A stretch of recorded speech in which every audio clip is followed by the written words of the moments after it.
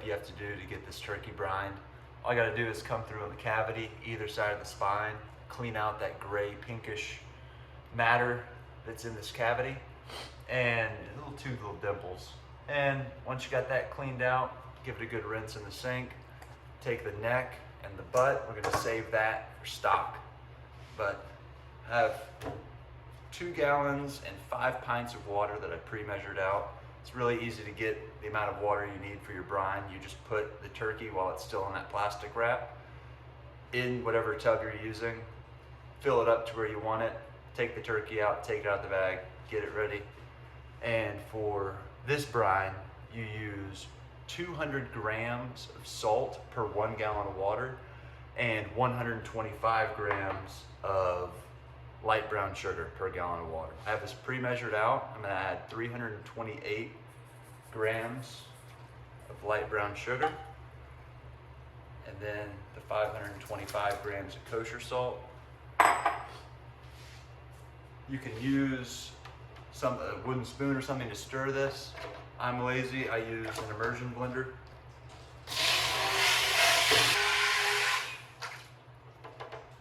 Once you have everything adequately mixed, set the turkey in there.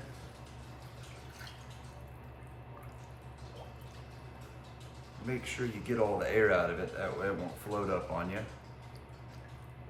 And we're gonna cover this, put it in the fridge, and come back in 24 hours to spatchcock it and sous vide. I've brined this turkey for 24 hours. It is ready to get processed up for the sous vide. Just right off the bat, it is swollen up. It's picked up a lot of that brine and has gotten, let's see how heavy. Oh yeah, I'd say that's about a pound heavier. So the first thing we need to do is rinse the turkey, because all of this salt is now on the outside and we only want the salt that's actually penetrated into the meat. So with cold water, just gonna give it a good rub down. All right, first steps in processing this. Come through, paring knife. You don't want to remove all of the skin. It's excess because it's gonna cinch up, but we don't really need that big clump of fat and skin flap. I'm gonna come through on the bones. This step is totally optional. This is just if you want your turkey to stand apart from every other turkey in the world.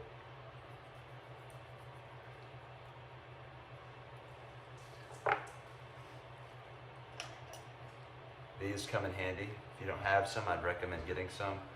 These are pliers for food.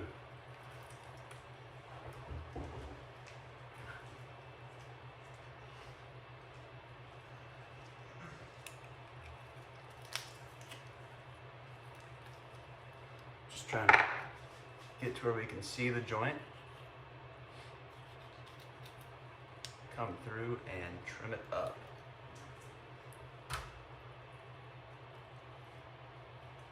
Doesn't need to be perfect, just as clean as you want it.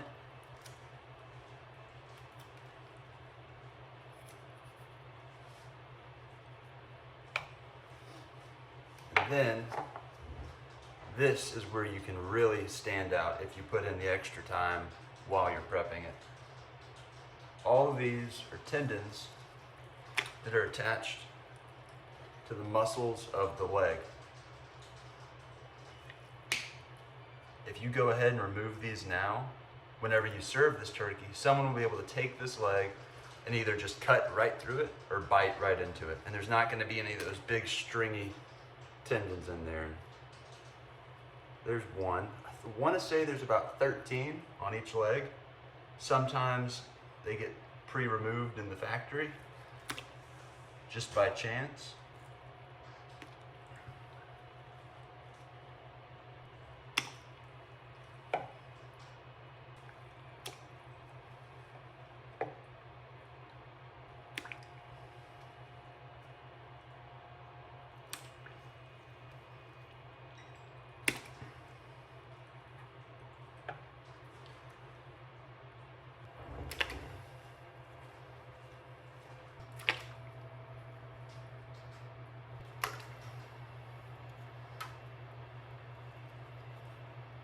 So I have all the tendons removed that you can remove while it's in its raw state. There's this very large one in the back right here that will not come out raw. I mean, if you do manage to get it out, you're gonna pull out more muscle than you hoped you pulled out. And this one on the side is attached to a bone. But once we sous vide it, these will be released enough to where we can pull them out. Just gotta do that to the other leg, and then we'll trim up around the neck area. Okay, we have both legs cleaned up. Look at how much travel we get down the bone. Have that nice, pretty Frenched bone. Whenever it roasts up, and that meat will shrink. Should be a perfect bird. Now, flip the bird on its chest. There's all of this just very fatty excess neck skin that we don't need all of. So leaving about an inch of skin to the muscle. Just gonna trim that back.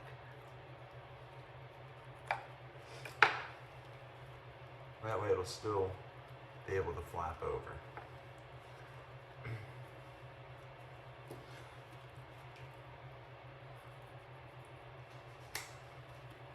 Now we need to remove the spine. So kind of just figure out some imaginary lines to take that down. Score the skin. This technique is known as spatchcocking.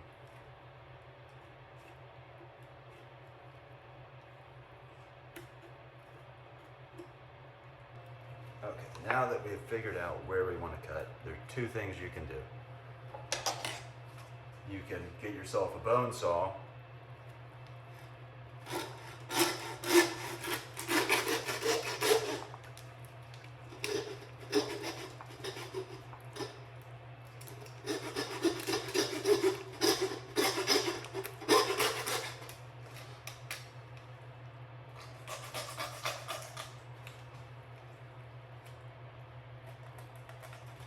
Which is by far the most easy option. Or if you don't have a bone saw or don't want to buy a bone saw, get some kitchen shears with a little bone notch.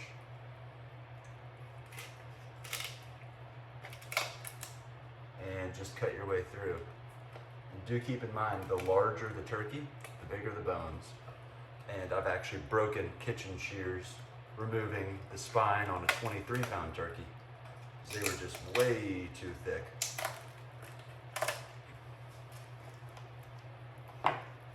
We're going to save this spine. Great for stock. That's going to go into their neck and our butt. So now we have spine removed. In order for this bird to lay flat, which right now it cannot do because of the sternum, we need to break the sternum. Come through paring knife. Just kind of cut back on either side of it and get an idea of where it is. There's two things that you can do now. You can cheat, make it a little bit easier and take your bone saw and score a line, or you can just go sheer force and, like you're giving it CPR, crack the breastbone.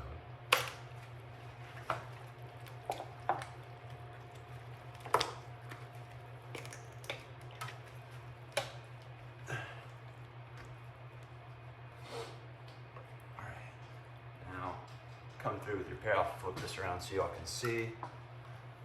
Come through with our paring knife. And you can feel right where the wishbone is.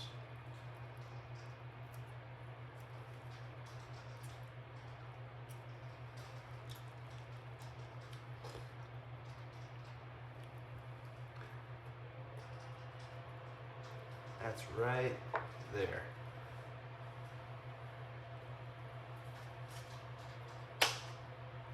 Cut that.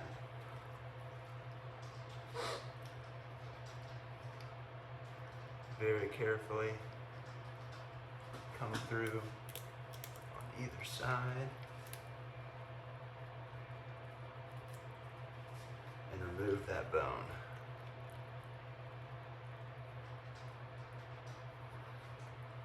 This isn't totally necessary. If you want to keep the wishbone in there to break and make a wish, feel free to, but this just makes the cooking and the laying flat a little easier.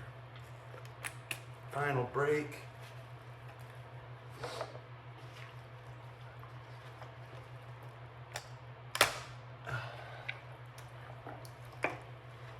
We now have turkey that lays flat. That's exactly how it's going to go on the sheet tray whenever we put it in the oven to get that skin nice and golden brown. Hefty is the only brand that I know that sells the 2.5 gallon freezer bags, and you're going to need one of these to fit the turkey in. I have put a 23-pound turkey in this before, so you can fit just about any size turkey in there.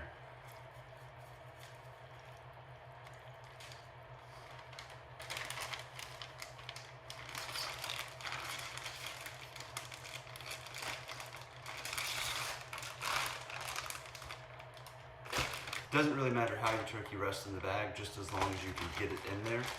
Now, we need to fill up the air cavities, because the last thing you want in any sous vide are air pockets. It makes things cook unevenly, and you can actually end up with cold spots where bacteria will just flourish. So make sure you fill it with some sort of liquid. This is ultra concentrated homemade turkey stock that I made last year from the turkey that we ate. I'm just gonna put that in with the bag, and because it's so concentrated, I'm going to fill the rest up with water. You can use any poultry stock, chicken stock, store-bought, doesn't really matter. I just wouldn't use water.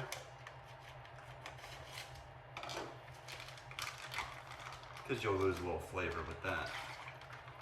The bird is almost to the water line. To get all of the water out, I'm just going to go into our sous vide tub, set it in, and submerge it. Get a little crack in there.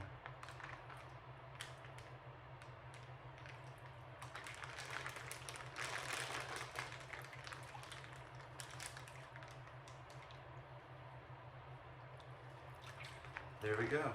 We have sealed turkey. So we have all the air out of the bag. I would normally put 1/2 ounce of fresh thyme, 1/2 ounce of fresh rosemary, stems and everything. Just toss it in the bag, seal it up, and sous vide it for 7 to 8 hours. 7 if you have like a 15-pound bird, 8 if you have a 20-pound bird. And yeah, we're good to go. Sous vide's at 152. I will see this guy in 7 hours. It's been 7 hours. This turkey has been sous vide to perfection. It's time to drain this liquid, and please don't dump it down the drain. If you use turkey stock, put this into a pot and make some delicious gravy with it. If you use chicken stock, do the same thing. Doesn't really matter, but more incentive to save your bones from this turkey and make stock. Just gonna come through on the corner, give it a little cut. It'll be a little bit delicate in this stage after being freshly cooked. Just transfer it out. Save the liquid, please. A few minutes ago in the video, I talked about some bones and some tendons that do not pull in raw state. There is one of the bones. Then that very large tendon on the back side.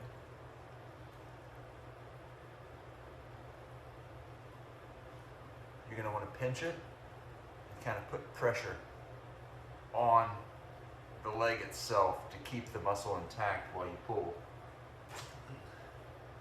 And there is that very thick main tendon. Just think about how happy your guests are going to be that they get a bite into that turkey leg and not eat that. Set it on there where your legs and your thighs protect the bottom portion of the breast. End up coming straight out. your wings are tucked in right on top. That way, whenever this goes in the oven, your breast does not dry out and everything gets nice and golden brown, crispy. I'm gonna pop this in the fridge for 2 hours, put it in there anywhere from 2 hours to an entire day if you need. And this will just help chill the meat down. That way we don't end up overcooking any of the meat while it's in the oven.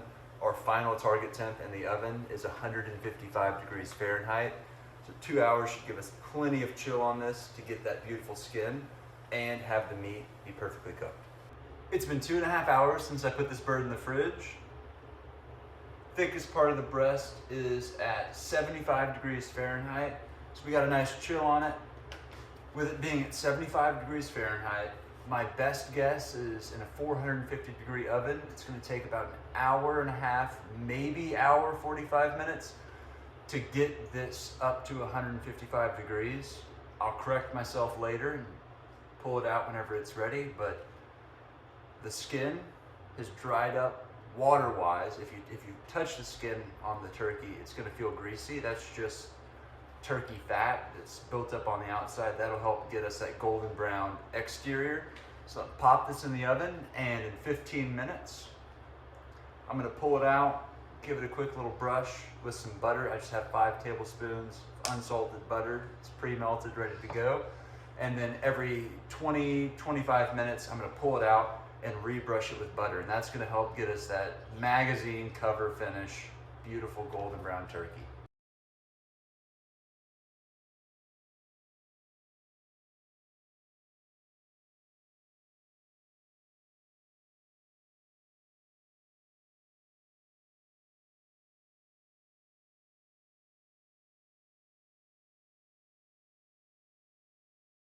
So I pulled this turkey at 155 degrees. In the pictures that I showed previously, about 13 minutes till completion, I went ahead and put foil on the wings and the thighs to keep them from darkening up too much. But there is our finished product. After the first 15-minute period, I did add a little bit of water into the base of the sheet tray to help prevent some of the smoke with that grease and juice dripping off the turkey into the bottom of the sheet tray with a 450 degree oven. It was smoking up a bit, so I did add some water in the bottom. But there is the finished turkey. It's very moist.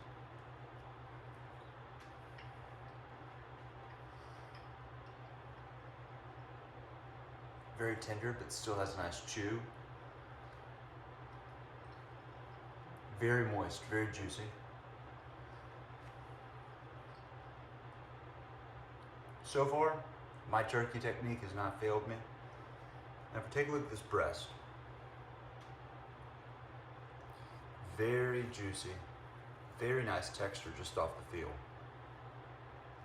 Wow, look at that. Very moist meat.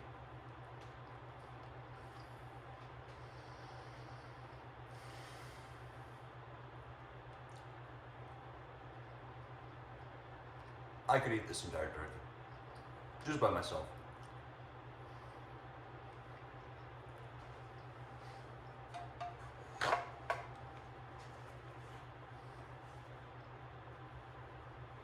Some very gentle pats. Look at that. Just its own weight.